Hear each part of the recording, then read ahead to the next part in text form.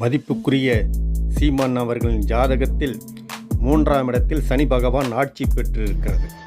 இதனால் இவருக்கு துணிச்சல் அதிகம். இவர் சிம்ம ராசி என்ற காரணத்தால் இவர் அதிகாரம் செய்தே தீர வேண்டும். இந்த ஜாதகத்தை விளக்குவதற்கு முன் ஒரு சிறிய உதாரணம். மகாபாரதத்தில் துரியோதனனை வீழ்த்த வேண்டும் என்றால் கர்ணனை முதலில் வெல்ல வேண்டும். கர்ணனை நேருக்கு நேராக வெல்ல வேண்டும் என்றால் அவ்வளவு சாதாரண விஷயம் அல்ல. அங்குதான் சாணக்கியத்தனத்தை பயன்படுத்தினான் மாயக்கண்ணன். மண்ணாலும் வித்தையை சொன்னாலும் புரியாது என்பார்கள். இந்த ராஜதந்திரத்தை சொல்லிக் கொடுப்பது ராசி கட்டத்தில் குரு பகவான். அப்படிப்பட்ட குரு பகவான் இவருடைய ராசியில் உச்சம் பெற்று இருந்தாலும் 8ஆம் இடத்தில் மறைந்திருக்கிறார். மறைந்த குரு வக்ரம் பெற்றிருந்தால் ஆலோசனையை கொடுத்திருக்கும்.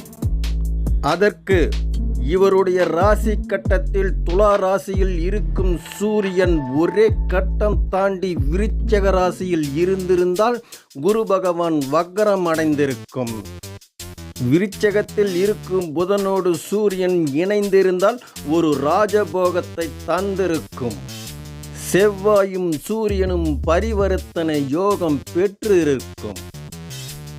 இன்று தமிழகத்தில் இவர்தான் மாஸ் லீடர் என்று பெயர் வந்திருக்கும்.